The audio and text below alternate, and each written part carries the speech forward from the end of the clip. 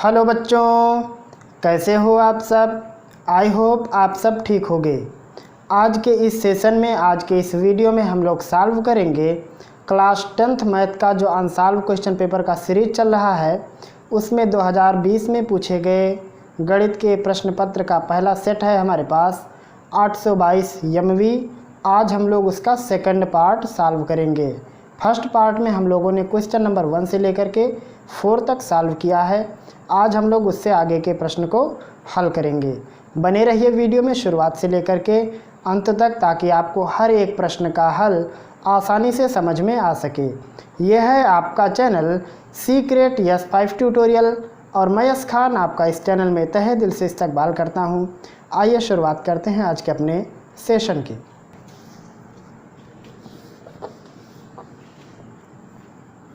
Question number 5 का पहला part है द्विघात बहुपद 6x² - 3 - 7x के शून्यांक ज्ञात कीजिए तथा बहुपद के गुणांकों और शून्यांकों में संबंधों की पुष्टि कीजिए। मतलब ये आपका प्रश्न है, मतलब वेरीफाई आपको करना है। तो मैं आपको बता देता हूँ कि 2020 में इस प्रकार के प्रश्न आपके हटा लिए गए हैं, यानी 2021 में जो आपको एग्ज़ाम देना है उसमें इस प्रकार के प्रश्न नहीं आने वाले हैं, लेकिन फिर भी आपको आना चाहिए। हो सकता है अगर आप आगे आने वाले वर्षों में इसको देख रहे हों तो आपको ये चीज़ लगाने आना चाहिए, इसलिए मैं आपको सिखा दे रहा हूँ। तो देखो, इसमें आप सबसे पहले शून्यांक निकालना है, तो लिखेंगे शून्यांक के लिए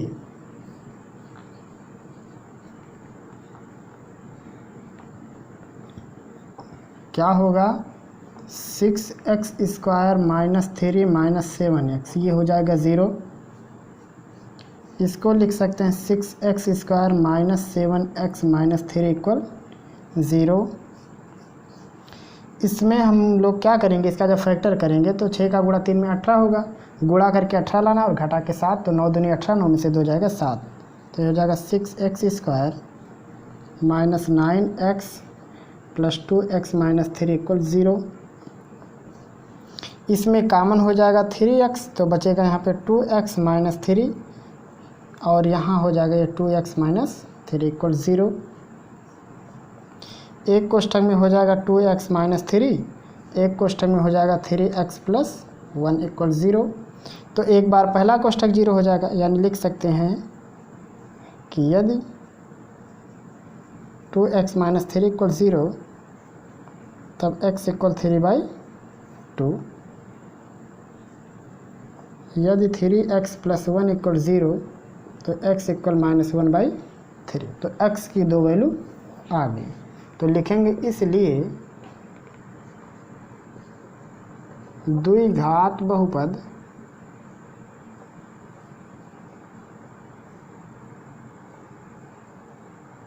(6x² - 3 - 7x के शून्यक या शून्यांक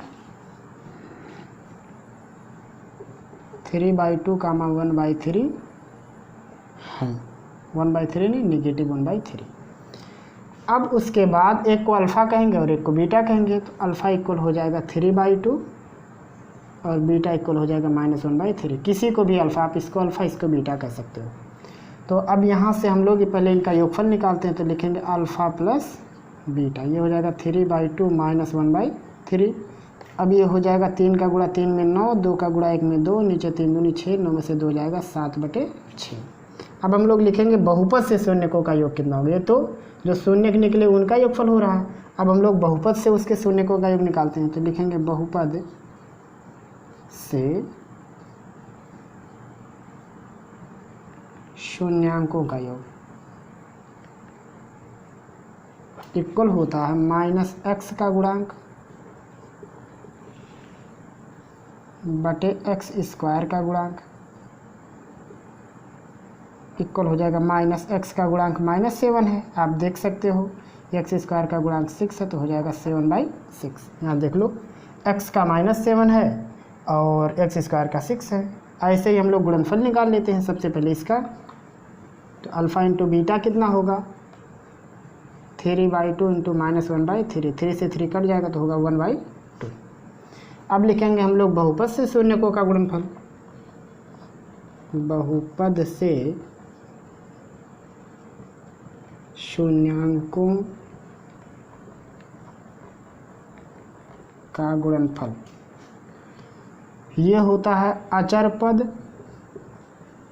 बटे एक्स स्क्वायर का गुणांक। तो अब इसमें अचर पद कितना है, -3 है। एक्स स्क्वायर का गुणांक 6 है, ये कट जाएगा तो -1/2। और आप देखोगे कि यहाँ पे दोनों बराबर हैं, तो लिखेंगे इसलिए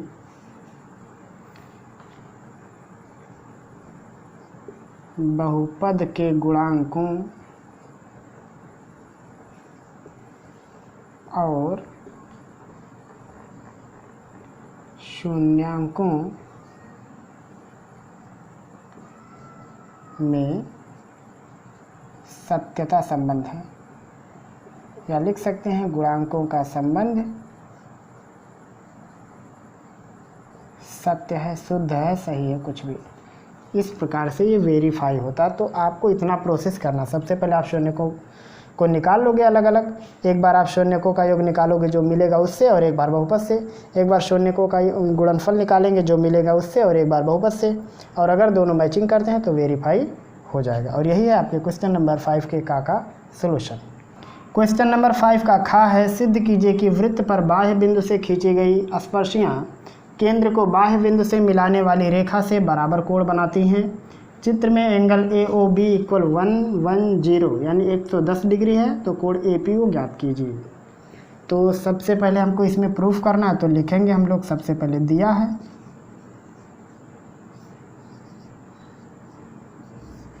अब क्या दिया हुआ है कि बाहरी बिंदु से इस पे स्पर्श रेखा खींचा गया है, तो लिखेंगे हम लोग PA, PB स्पर्श रेखाएं हैं।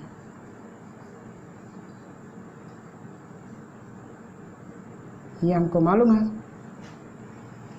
और उसके बाद हम लोग लिखेंगे सिद्ध करना है। सिद्ध करना है कि ये जो स्पर्शियां हैं, यह स्पर्शियां केंद्र को मिलाने वाली रेखा से बराबर कोण बनाती है। मतलब ये वाला एंगल और ये वाला एंगल दोनों बराबर हमको प्रूफ करना है। यानी प्रूफ करना है एंगल APO एंगल BPO, ये हमको प्रूफ करना है। अगला हेडिंग हो जाएगा हमारा उत्पत्ति या प्रूफ। तो इसमें हम लोग क्या कह सकते हैं, हम लोग के पास दो त्रिभुज है और दोनों समकोण है, ये भी जानते हैं, क्योंकि स्पर्श रेखा और त्रिज्या 90 डिग्री का एंगल बनाती है। तो लिखेंगे हम लोग समकोण त्रिभुज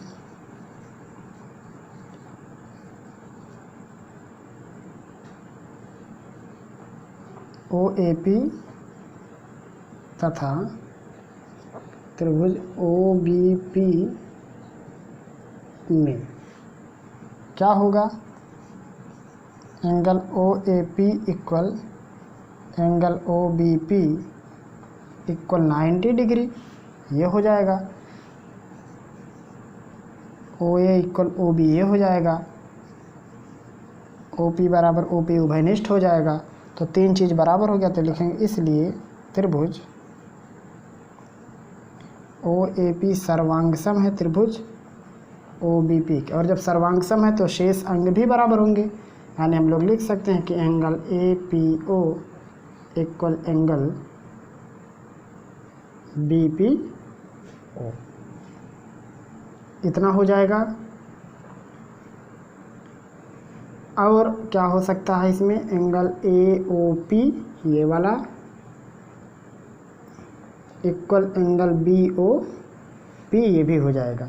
अब देखो ये पूरा एंगल 100 डिग्री है, तो ये कितना होगा, तो हम लोग लिखेंगे एंगल AOB इक्वल 100 डिग्री, तो हो जाएगा एंगल AOP या एंगल BOP। क्योंकि ये दोनों बराबर हैं तो दो खंड में बटेंगे तो हो जाएगा 55 डिग्री। अब हम लोग लिखेंगे त्रिभुज OAP में किसी भी त्रिभुज के तीनों कोण 90 ये 180 डिग्री के होते हैं, तो हम लोग लिखेंगे angle OAP angle AOP plus angle APO ये होगा, और ये पूरा हो जाएगा 180 डिग्री। OAP की वैल्यू 90 हो गई, AOP की वैल्यू हो गई 55 प्लस एंगल APO इक्वल हो जाएगा 180 डिग्री।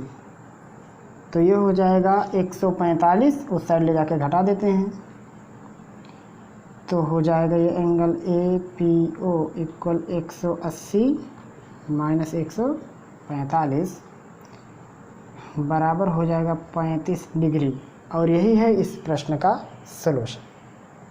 अगला खंड है, सिद्ध कीजिए कि cos A by 1 minus ten A minus sine square A by cos A minus sine A equal cos A plus sine A.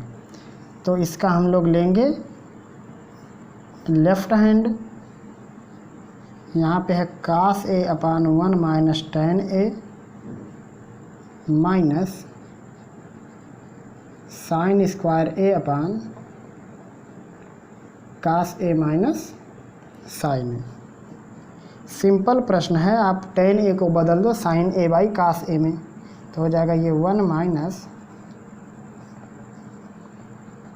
Sign A cos A, ऊपर हो जाएगा cos A minus sine square A upon cos A minus sine A. cos A से यहाँ गुणा करेंगे तो हो जाएगा ये cos A minus sine A, और नीचे रहेगा cos A, यहाँ ऊपर है cos A, यहाँ हो जाएगा sine square A cos A minus sine A, और नीचे से cos ऊपर पहुँच जाएगा तो होगा ये cos स्क्वायर ए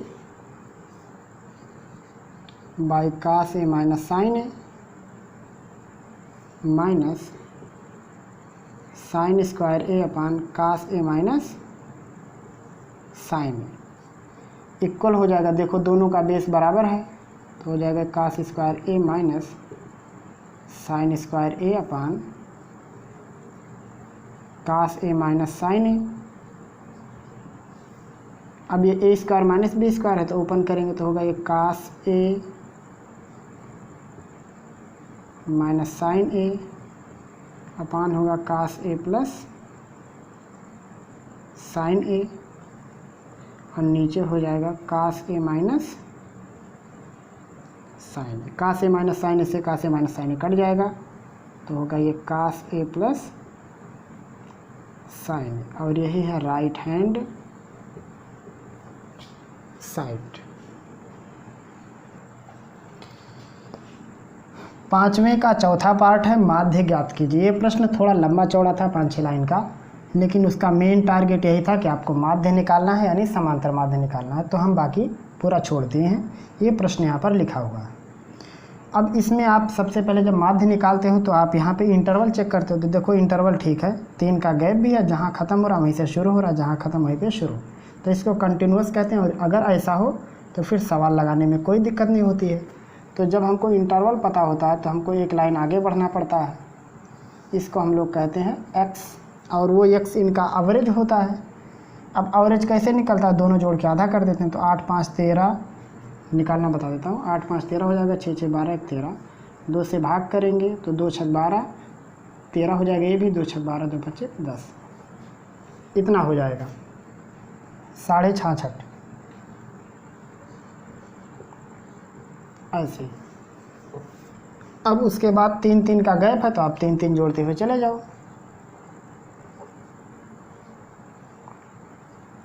इस प्रकार से।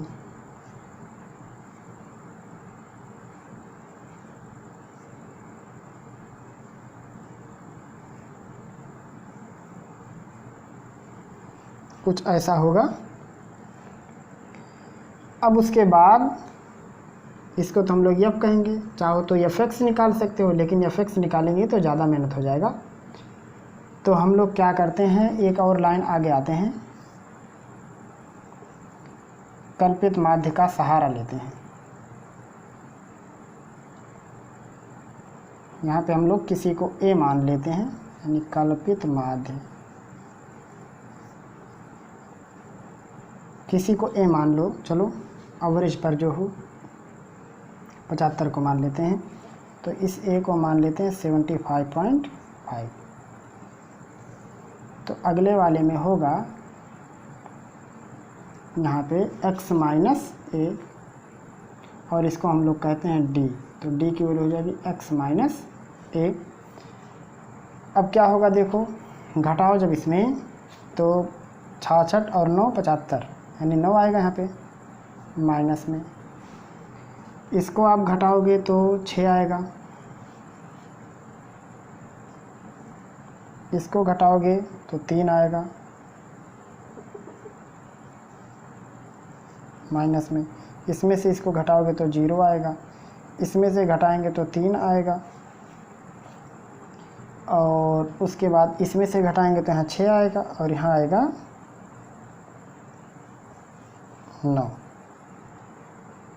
वो भी प्लस में। और उसके बाद एक लाइन और आगे बढ़ेंगे जिसको हम लोग कहते हैं FD। अब देखो गिनती छोटा छोटा हो गया तो अब गुणा भाग आसान है। 2 9 18, 4 6 24 और 3 3 9, 0 वाला 0 हो जाएगा। 7 का गुणा 3 में 21 हो जाएगा, 4 का गुणा 6 में 24 हो जाएगा और 2 का गुणा 9 में 18 हो जाएगा। यहाँ हमें लिखना है सिग्मा F।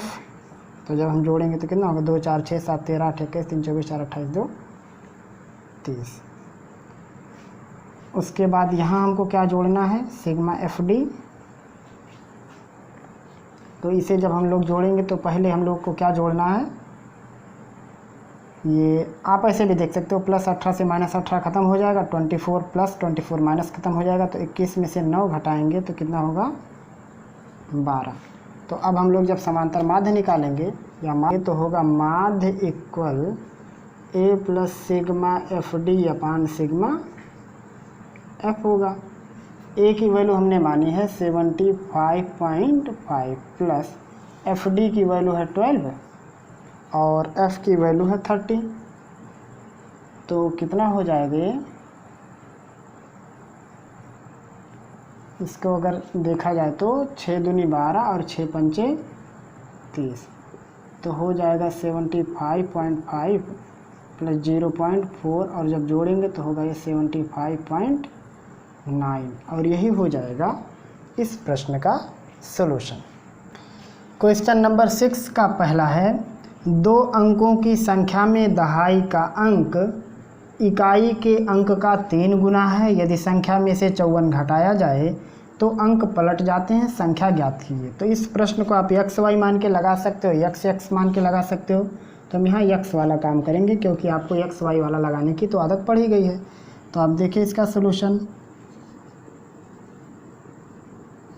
सवाल में है दहाई का अंक इकाई का 3 गुना। तो हम लोग पहले इकाई मान लेते हैं कि माना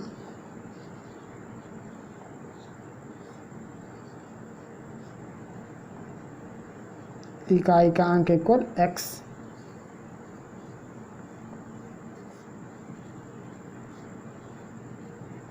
दहाई का अंक कितना होगा, इकाई का 3 गुना है तो हो जाएगा 3x लिखेंगे, इसलिए संख्या। अब संख्या कितनी बनेगी, दहाई में 10 का गुणा यानी 10 इंटू 3x प्लस x। तो 10 तियाँ 30 1 31 हो जाएगा ये 31x। अब लिखेंगे हम लोग प्रश्नानुसार,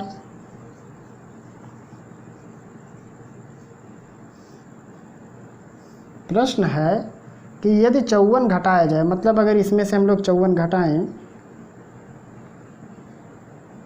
तो स्थान पलट जाता है, मतलब ये दहाई बन जाएगा, ये इकाई बन जाएगा। तो जब ये दहाई होगा तो 10 का उसमें गुणा करके इकाई को जोड़ लेंगे इस प्रकार से। तो ये हो जाएगा 31x माइनस 54 इक्वल 13x। इधर ला के इसको घटाएंगे तो ये हो जाएगा 31x ऋण 13x बराबर 54। 11 में से 3 जाएगा 8, 2 में से 1 जाएगा 1, 18x बराबर 54। तो x बराबर कितना होगा, 18 से भाग करेंगे तो x बराबर आएगा 3। तो x बराबर 3 आएगा, यहाँ रख देंगे, लिखेंगे इसलिए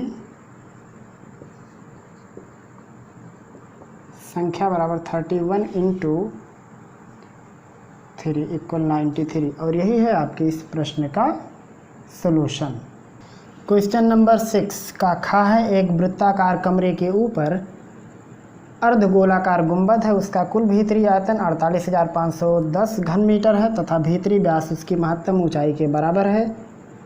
कमरे की ऊंचाई ज्ञात कीजिए। तो आप इसमें थोड़ा सा ध्यान दीजिए, यहाँ पे जो वृत्ताकार है मेरे ख्याल से ये बेलनाकार होगा। हो सकता है कि मिस प्रिंटिंग हुई हो अनसॉल्व पेपर प्रिंट करने में, लेकिन मेरे ख्याल से ये बेलनाकार है। तो हम लोग बेलन मान के लगाएंगे, क्योंकि वृत्त मान के लगाएंगे तो कोई अस्तित्व तो नहीं बचेगा इस प्रश्न का।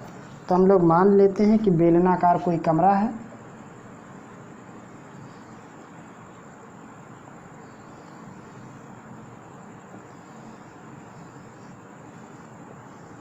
इस प्रश्न में कह रहा है कि इस बेलनाकार कमरे का ऊपरी सिरा है अर्धगोलाकार ऐसे, और फिर दिया है कि इसका ये जो व्यास है, ये व्यास यहाँ पे दिया हुआ तथा भीतरी व्यास उसकी कुल ऊंचाई के बराबर, मतलब ये वाला जो डिस्टेंस है और ये वाला डिस्टेंस दोनों बराबर है। तो हम थोड़ा इमेज अच्छा बना दें ताकि परफेक्ट हो जाए।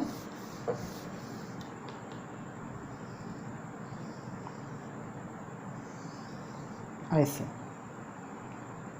मतलब ये व्यास और इसकी ये ऊंचाई दोनों बराबर है। तो हम लोग इसमें मान लेते हैं पहले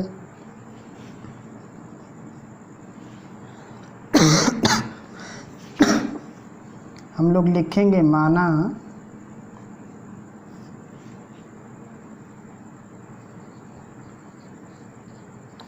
कमरे का भीतरी व्यास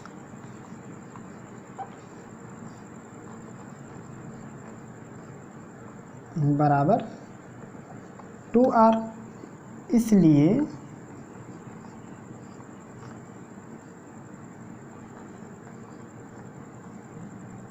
की ऊंचाई वो भी कितनी होगी 2r। लेकिन कमरा तो सिलेंडर और अर्धगोला दोनों से मिलकर के बना है, तो लिखेंगे इसलिए कमरे के बेलनाकार भाग की ऊंचाई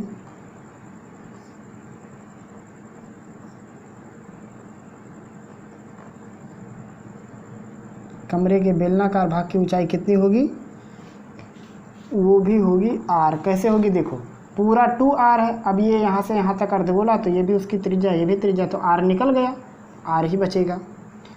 और क्या होगा,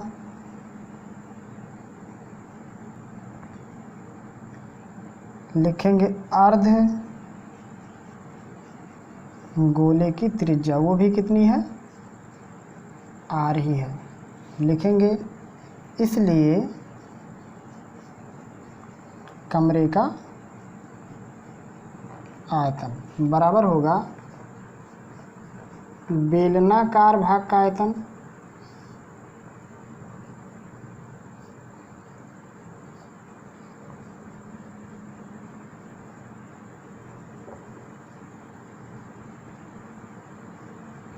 प्लस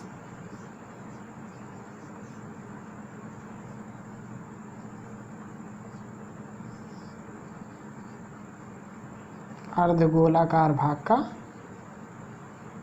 आयतन। और पूरे की वैल्यू कितनी है 48,510। अब बेलनाकार भाग का आयतन कैसे निकालेंगे, पाई आर स्क्वायर, उसकी त्रिज्या आर होगी और उसका ऊंचाई भी आर ही है। अर्धगोले का आयतन कितना होता है 2/3 पाई आर क्यूब। तो ये हो जाएगा पाई आर क्यूब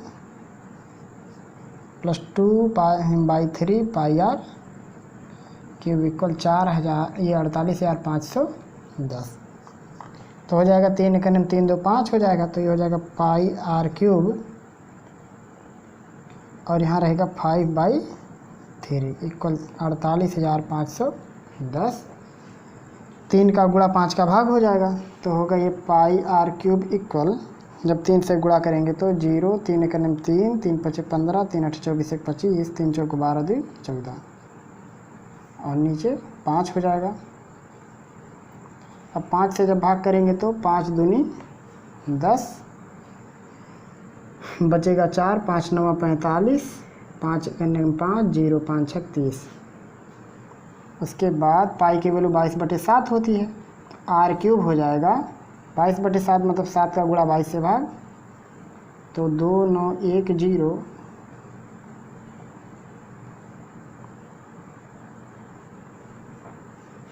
अब इसमें 22 से भाग करोगे तो कितना आएगा, 22 से करने 22, 7 बचेगा 71 हो जाएगा, 22 तियाँ 66, 5 बचेगा 50 हो जाएगा, और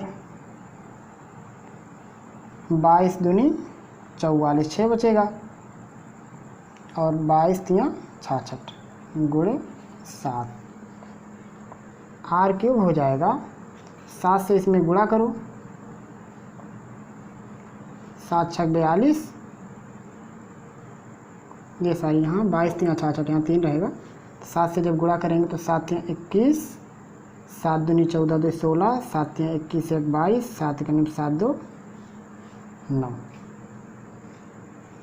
एक बार फिर से देख लो, 7 तियाँ 21, 7 दूनी 14 2 16, 7 तियाँ 21 1 21 1 22, 7 1 7 2 9।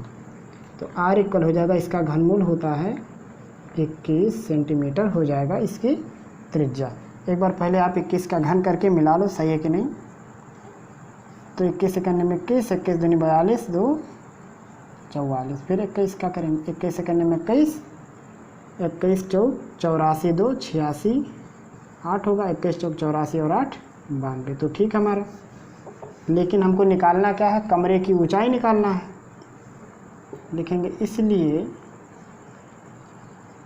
कमरे की ऊंचाई, और कमरे की ऊंचाई कितनी है 2r, तो हो जाएगा 2 गुणे आर की वैल्यू कितनी 21 आई, बराबर हो जाएगा 42 सेंटीमीटर। और यही इस प्रश्न का सलूशन। क्वेश्चन नंबर 6 का गा, एक प्रकाश स्तंभ के शिखर से देखने पर समुद्र में 2 जहाज़ों के अवनमन कोण 30 डिग्री और 45 डिग्री हैं। यदि प्रकाश स्तंभ के एक ही ओर एक जहाज़ दूसरे जहाज़ के ठीक पीछे 50 मीटर की दूरी पर है तो समुद्र तल से प्रकाश स्तंभ की ऊंचाई ज्ञात कीजिए। तो इस प्रश्न में दिया है कि कोई एक प्रकाश स्तंभ है, सपोज करो कि प्रकाश स्तंभ है ए बी, यहाँ से देखने पर समुद्र में 2 जहाज़ें दिखाई देती हैं। सब बड़ा इमेज बना देता हूँ, फंटास्टिक वाला।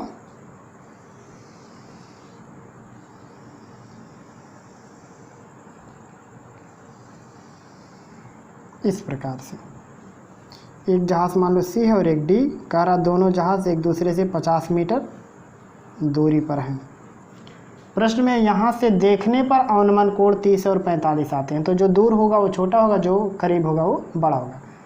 अवनमन का मतलब होता है जिसको देखते हैं उसी पे बनता, तो यहाँ से जहाज़ों को देख रहे हैं तो एंगल जहाज़ों पे बनेगा। तो ये हो जाएगा 30 डिग्री और ये हो जाएगा 45 डिग्री। अगर आप ये उन्नयन अवनमन ये सब नहीं समझ पा रहे हो तो आप प्लेलिस्ट में हमारे ट्रिग्नोमेट्री में जा करके आप हर एक चीज़ आसानी से सीख सकते हो। अब इसमें हमें निकालना है समुद्र ये प्रकाश स्तंभ की ऊंचाई, मतलब ये ए बी की हाइट। तो आप इसमें बाकायदा पूरा मान लोगे कि माना ए बी एक प्रकाश स्तंभ है और सी और डी 2 जहाज़ हैं। बिंदु बी से देखने पर सी और डी के अवनमन कोण 45 और 30 है, या डी और सी के अवनमन कोण 30 और 45 है। उनके बीच की दूरी 50 मीटर है। इस प्रकार से आप लिखोगे। अब यहाँ हमारे पास 2 समकोण त्रिभुज है, चाहे बड़े से शुरुआत करो चाहे छोटे से, कोई फ़र्क नहीं पड़ेगा। आपको ये वाला लेंथ निकालना है, ये आपको दिया है तो आप चाहे tan यूज़ करोगे चाहे काट यूज करोगे, क्योंकि tan में क्या होता है p/b होता है, काट में b/p होता है। तो चलो छोटा वाला ही ले लेते हैं, लिखेंगे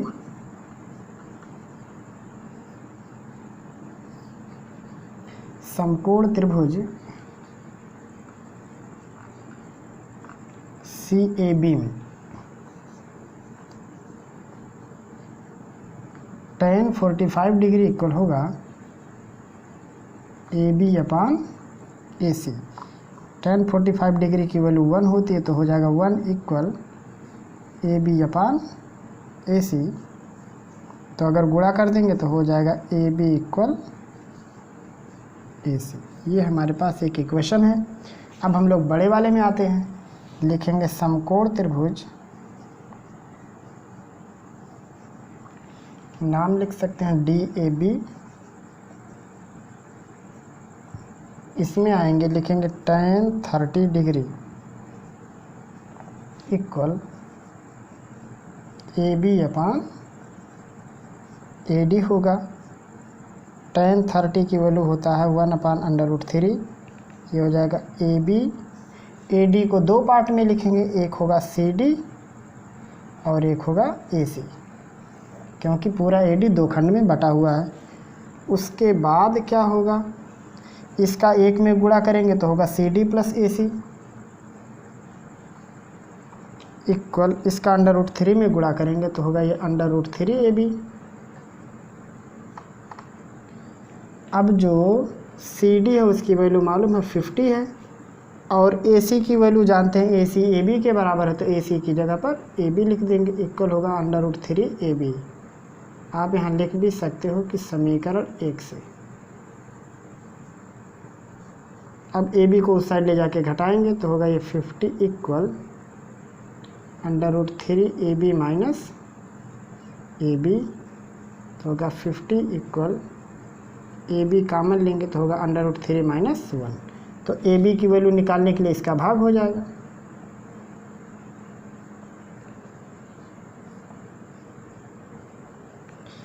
अब चाहो तो इसका परिमीकरण करोगे तो चिन्ह चेंज कर दोगे,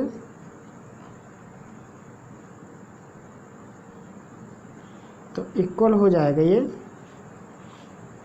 50 √3 माइनस 1 माइनस नहीं plus A minus B, A plus में मतलब पहले का स्क्वायर माइनस दूसरे का स्क्वायर, √3 का स्क्वायर 3 होगा, 1 का 1 होगा, 3 माइनस 1 इक्वल 2, और 2 से 50 कटेगा तो आएगा 25। यानी AB की वैल्यू हो गई 25 √3 प्लस 1।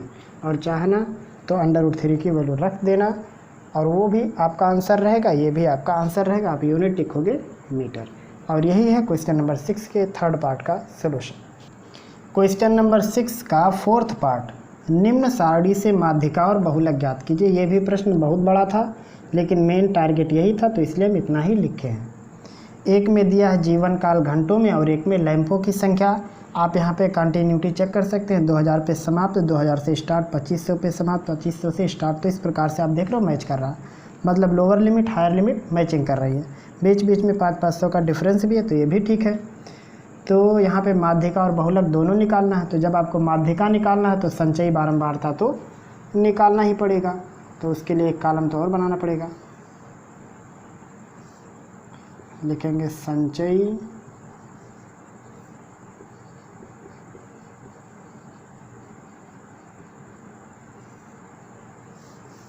बारंबारता। कैसे निकालते हैं, पहले इसको जो शुरुआत में लिखा उसको लिख लेंगे, जोड़ते हुए चले जाएंगे। 56 14 70 हो जाएगा, 70 60 130, और ये हो जाएगा 216,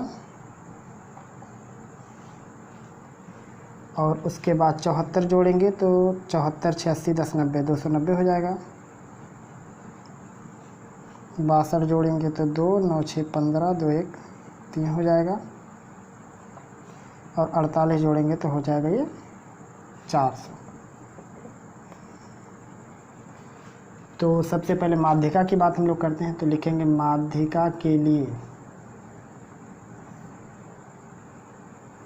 पहले सबकी वैल्यू लिख लेते हैं। क्या क्या है, ये नीचे वाला n है, n की वैल्यू है 400। तो माध्यिका के लिए हमको n/2 चाहिए, तो 400 का आधा कितना होगा 200। अब 200 कहाँ है, देखो 200 इसी में है, तो इसको कहेंगे हम लोग CF। तो CF की वैल्यू हो गई 216। उससे ठीक पीछे F होगा, तो F की वैल्यू हो गई 86। उसके ठीक बगल में कैपिटल L होगा, L की वैल्यू हो गई 3500, और उसके बाद इसके बीच का डिफरेंस उसको कहेंगे H, वो है 500। अब माध्यिका का सूत्र क्या होता है? माध्यिका का सूत्र हो जाएगा L minus C F minus N by 2 upon F into H. L की वैल्यू 3500 माइनस सी एफ की वैल्यू 216, एन बाई 2 की वैल्यू 200, एफ की वैल्यू 86 और यह है 500 बराबर हो जाएगा 3500 ऋण 16 बचेगा और नीचे 86 गुणे 500 हो जाएगा 3500 ऋण 2 से कट जाएगा तो ऊपर 8 आएगा और नीचे 43 आएगा गुणे 500। तो इसको लिख सकते हैं हम लोग 3500 ऋण 4000 ऊपर हो जाएगा और 43 नीचे हो जाएगा। तो अब हम लोग 4000 में 43 से भाग करके देख लेते हैं कितना आएगा।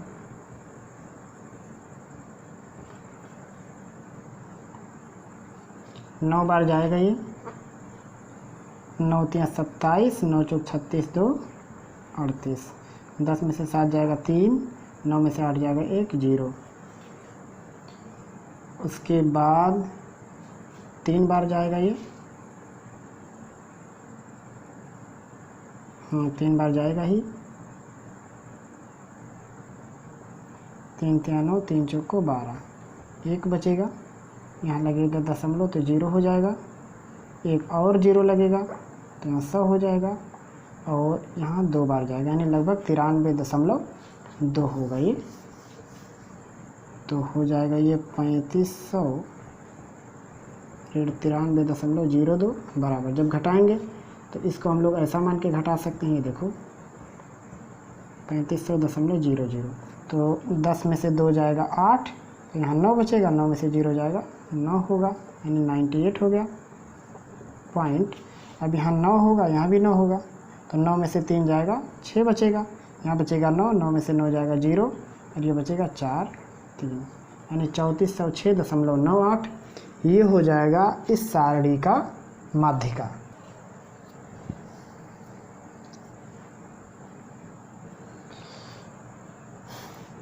अब इसके बाद हम लोग बहुलक निकालने की कोशिश करते हैं। तो बहुलक में हमको संचयी बारंबारता की तो ज़रूरत पड़ती नहीं, हमको पड़ती है ज़रूरत किसकी?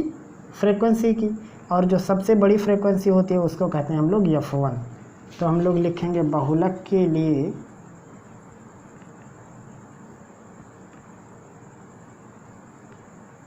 यहाँ लिख देता हूँ, चलो रहने दो वैसे, नहीं तो कन्फ्यूजन हो जाएगा।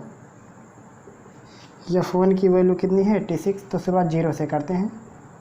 F1 से ठीक पहले वो 60 है, F1 है 86, F2 है 74, ये हो जाएगा। और F1 से ठीक पहले ये जो छोटा वाला ये इसको स्मॉल यल कहेंगे, यल की वैल्यू 3000, उसके बाद H की वैल्यू 500। बहुलक का फार्मूला लगा दो, बहुलक इक्वल होता है l plus F1 minus F0 upon 2F1 minus F0 minus F2 into H equal l की वैल्यू है 3000 प्लस F1 है 86 माइनस F0 है 60 अपान 2F1 यानी 2 into 86 minus F0 60 minus F2 74 और इंटू है यहाँ पे H का मतलब 500 का गुणा हो जाएगा, ये मतलब 500 यहाँ लिखना है आपको। तो ये यहाँ से लिख देता हूँ ताकि आ जाए। तो हो जाएगा यहाँ पे 3000 धन 86 में से 60 घटाएंगे तो आएगा 26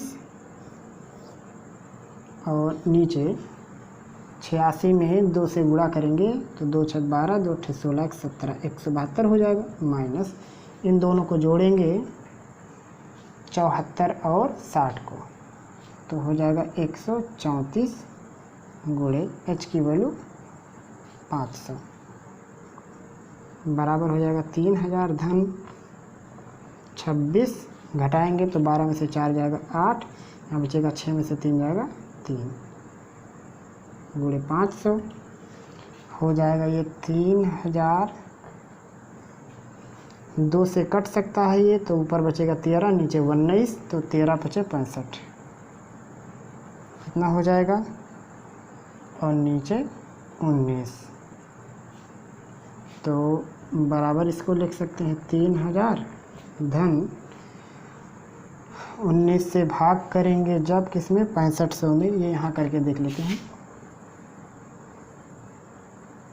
19 × 57, यहाँ 15 में से 7 जाएगा 8, 19 × 76, 10 में से 6 जाएगा 4, 0 हो जाएगा। 19 दूनी 38, तो 10 में से 8 जाएगा 2, दशमलव लगेगा 0 हो जाएगा, लगभग इतना आएगा, यानी 34.2.1, यानी हो जाएगा 342.1 इक्वल हो जाएगा ये 3342.1, और यही हो जाएगा इस प्रश्न का सॉल्यूशन।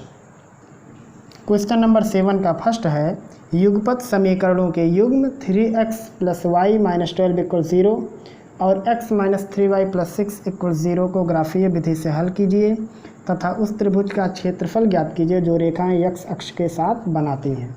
तो यहाँ पे हमको 2 समीकरण मिला है, तो हम लोग एक एक समीकरण को ग्राफ में कन्वर्ट करेंगे। तो हमारे पास पहला समीकरण है 3x + y - 12 = 0। तो यहाँ से हम लोग क्या करेंगे, पहले y की वैल्यू निकाल लेंगे, क्योंकि हमको ग्राफ विधि से लगाना है। तो जब y की वैल्यू निकालेंगे तो ये दोनों उस साइड हो जाएंगे, यानी ये हो जाएगा 12 - 3x। तो अब हम लोग एक टेबल बना लेते हैं, कम से कम 3 वैल्यू इसमें रखेंगे।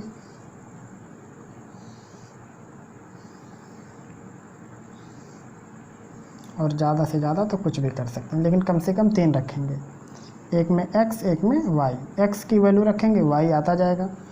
जैसे मान लो x की वैल्यू हम लोग ऐसा लेंगे, वैल्यू कि हमारे ग्राफ में ज़्यादा बड़ा भी ना होने पाए।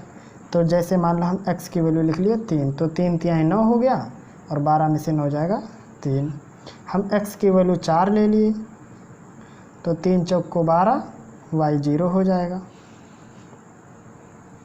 x की वैल्यू 5 ले लिए, तो 5 × 3 = 15, और 15 में से 12 जाएगा तो -3 हो जाएगा। इस प्रकार से आप लिख सकते हो। अब ये 3 वैल्यू काफ़ी है। ऐसे ही हमारे पास एक दूसरा इक्वेशन है, ये हमारे पास फर्स्ट था, सेकंड है x - 3y + 6 = 0।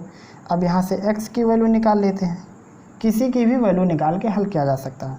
तो x इक्वल होगा -3y उस साइड के लिए +3y, और ये हो जाएगा -6। अब इसका बॉक्स बनाओ,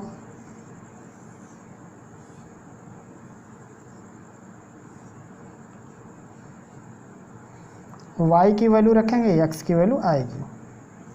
जैसे हम y की वैल्यू 1 ले लेते हैं, तो 3 × 9 = 3, और 6 में से 3 जाएगा -3। y की वैल्यू 2 ले लेते हैं, तो 3 दूनी 6, 6 में से 6 जाएगा 0 हो जाएगा। y की वैल्यू 3 ले लेते हैं, तो 3 × 3 = 9, 9 में से 6 जाएगा 3। तो ये भी 3 वैल्यू काफ़ी हैं ग्राफ बनाने के लिए। तो अब हम लोग इस प्रकार का ग्राफ बनाते हैं। आपको ग्राफ के पेज में ये लाइन पूरी मिलेगी ही। तो ये हो गया हमारा x अक्ष, और ये हो गया x अक्ष, और ये y अक्ष। उसके बाद हम x पे मैक्सिमम 5 यहाँ पे है हमारे पास, तो मैक्सिमम 5 बना लेते हैं। 1 2 3 4 5, इधर 1 2 3 4 काफ़ी है। माइनस में x पे है -3 तक, 1 2 3 4 हो गया, इधर भी। और ये आपको ग्राफ के पेज में बना बनाया मिलेगा सब, वो तो हम बोर्ड के लिए ऐसा करें। और यह है उसका मूल बिंदु। तो पहला कहाँ, x पे 3 y पे 3 है, x पे 3 y पे 3, तो वो पॉइंट आपको मिलेगा कुछ ऐसे। फिर है x पे 4 y पे 3 है, x पे 4 है और y पे 3 नहीं बल्कि y पे 0 है, तो x पे 4 y पे 0 हो गया। फिर है x पे 5 और y पे -3, मतलब अगला ये वाला है। तो अब हम क्या करेंगे, इसको मिला देंगे, और जब मिला देंगे तो एक लाइन बनेगी इस प्रकार से। और इस लाइन का नाम क्या है, इस लाइन का नाम है 3x + y - 12 = 0। आप चाहो तो इस पॉइंट का निर्देशांक लिख सकते हो, 3, इसका निर्देशांक है x, यहाँ पे x पे 4 और y पे 0। इसका निर्देशांक लिखोगे तो x पे 5 है और y पे -3। आप निर्देशांक भी लिख सकते हैं। इसको बनाओगे तो x पे -3 y पे 1 है, x पे -3 और y पे 1 है, एक पॉइंट हमारे पास हो गया। फिर x पे 0 है और y पे 2 है, x पे 0 y पे 2 है। उसके बाद x पे 3 y पे 3, मतलब यही है। तो लाइन कुछ ऐसे निकल जाएगी। तो इसको हम लोग पीछे बढ़ा सकते हैं, लेकिन अभी पीछे कहाँ मिलेगा, इसका हमको बिना निर्देशांक के काम नहीं होगा। इस लाइन का भी पहले नाम लिख दो, x - 3y + 6 = 0। ये वो वाली लाइन है और ये वाली लाइन है। निर्देशांक भी लिख सकते हो, x पे है -3 y पे 0 है, 0 नहीं बल्कि +1 है। उसके बाद x पे 0 y पे 2 है, वो ये वाला है। और उसके बाद x पे 3 y पे 3, ये वाला है। अब रही बात, इसका निर्देशांक हमको निकालना है और x पे मतलब हमको 0 दिखाना है। तो जब हम लोग x पे 0 दिखा देंगे इसको, तो इसका निर्देशांक कितना होगा, देखो 6 इस साइड आएगा। जब ये x पे 0 नहीं, सॉरी, जब हम लोग y को 0 दिखाएंगे ऐसा, तो जब y को 0 दिखाएंगे तो x हो जाएगा -6। तो -6 पे आके मिलेगा 1 2 3 4 5 हो जाएगा, और ये 6 पे आके मिलेगा। तो इसका निर्देशांक होगा x पे -6 और y पे 0। इस प्रकार का निर्देशांक बनेगा। अब प्रश्न यह है कि इसको ग्राफ विधि से हल करो। तो जहाँ पे प्रतिच्छेद हो रहा है वही हो जाएगा समीकरण का हल। तो लिखेंगे इसलिए x = 3 और y = 3 हो गया। अब त्रिभुज का क्षेत्रफल निकालना, और वो भी इन दोनों रेखा और x अक्ष के लिए। तो लिखेंगे इसलिए त्रिभुज का क्षेत्रफल, नाम लिख दो, जैसे a हो गया, इसका नाम b और इसका नाम c। तो हो जाएगा बराबर 1/2 गुणे, इसका आधार कौन होगा, यहाँ से लेकर के वहाँ तक AC हो जाएगा। इसकी हाइट, ये वाली लंबाई ले लेते हैं, जैसे यह E, तो हो जाएगा ये BE बराबर हो जाएगा 1/2। AC की लंबाई कैसे निकालेंगे, इधर से इधर ये 4 लेंथ है और इधर से इधर 6 है, तो 4 6 10 हो जाएगा। और BE की लेंथ कितनी है, 3 है, तो हो जाएगा 10 तिहाई 30 और 30 का आधा 15, तो होगा ये 15 वर्ग इकाई। और ये है इस प्रश्न का सॉल्यूशन। क्वेश्चन नंबर 7 के फर्स्ट पार्ट में अथवा वाला पार्ट है, यानी उसमें 2 था, दोनों में से कोई एक करना था। और आपका जो खा वाला प्रश्न है 7 का, यानी सेकंड वाला, उसमें दोनों कंस्ट्रक्शन के सवाल हैं, यानी रचना करनी है त्रिभुज के। तो उन दोनों प्रश्नों को हम छोड़ दे रहे हैं। अगर आपसे वो प्रश्न नहीं हो पाएंगे, हल नहीं हो पाएंगे, तो आप हमें ज़रूर बताइएगा। खैर देखिए, इसमें दिया हुआ एक समीकरण कह रहा है, इस समीकरण में x की वैल्यू 3 नहीं आनी चाहिए और -3/2 भी नहीं आनी चाहिए। तो इसके मूलों की प्रकृति क्या है और इसे हल भी करना, मतलब x की वैल्यू भी निकालनी है। तो इसका सॉल्यूशन देखो, लिखेंगे सबसे पहले हम लोग समीकरण को ही, 2x / x - 3 plus 1/2x + 3 plus 3x + 9/x - 3 2x + 3 = 0। अब यहाँ पे देखो, तो यहाँ पे x - 3 है तो 2x + 3 गायब है, इसमें 2x + 3 है तो x - 3 गायब, और इसमें दोनों है तो यहाँ पे हमको 2x + 3 से ऊपर मल्टीप्लाई करना है, यहाँ पे x - 3 से, और इसका तो सब कुछ ठीक ठाक ही है। तो ये हो जाएगा 2x में मल्टीप्लाई करेंगे 2x + 3 से, और x - 3 का 1 में करेंगे तो वही आएगा प्लस 3x + 9, और नीचे रहेगा x - 3 2x + 3 = 0। तो इसको उस साइड ले जाएंगे, सब 0 हो जाएगा। अंदर गुणा करो तो ये हो जाएगा 4x² + 6x plus x - 3 plus 3x + 9 = 0। 4x² ऐसे ही रहेगा, 6x और x ये 7 और 3 जोड़ देंगे तो हो जाएगा 10, और 9 में से 3 घटाएंगे तो आएगा 6 = 0। 2 से भाग कर सकते हैं, होगा 2x² + 5x + 3 = 0। अब इसका हम लोग फैक्टर करेंगे तो 2 3 6 गुणा करके 6 लाना, जोड़ के 5, तो 2 3 5 2 3 6, यानी ये होगा। लेकिन सबसे पहले हमको मूलों की प्रकृति चेक करनी है, तो लिखेंगे हम लोग मूलों की प्रकृति के लिए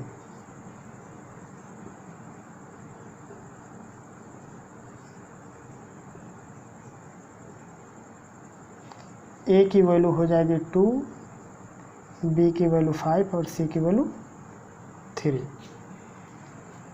लिखेंगे हम लोग b² - 4ac इक्वल होगा, b की वैल्यू 5 है, 5 का स्क्वायर - 4 इंटू a की जगह 2 और c की जगह 3, तो हो जाएगा 5 × 5 = 25, 4 दूनी 8 × 24 बराबर 1। तो यहाँ लिखेंगे कि b² - 4ac > 0, इसलिए मूल वास्तविक होंगे। ये होगी इनकी प्रकृति। अभी इन्हें हमें हल करना है, तो हल करने के लिए क्या करेंगे, 2x² + 5x + 3 = 0 ये है, तो लिखेंगे 2x² + 2x + 3x + 3 = 0। कॉमन क्या है 2x, तो ये हो जाएगा x + 1। यहाँ कॉमन क्या है 3, तो हो जाएगा x + 1 = 0। उसके बाद एक क्वेश्चन में हो जाएगा 2x + 3, एक क्वेश्चन में x + 1 = 0, तो एक बार x + 1 0 होगा, तो लिखेंगे यदि x + 1 = 0 तो x की वैल्यू -1 लिखेंगे। यदि 2x + 3 = 0 तो x की वैल्यू होगी -3/2, और इस प्रश्न में दिया है कि -3/2 इसका कोई सलूशन नहीं हुआ, तो लिखेंगे इसलिए x = -1 समीकरण का हल है।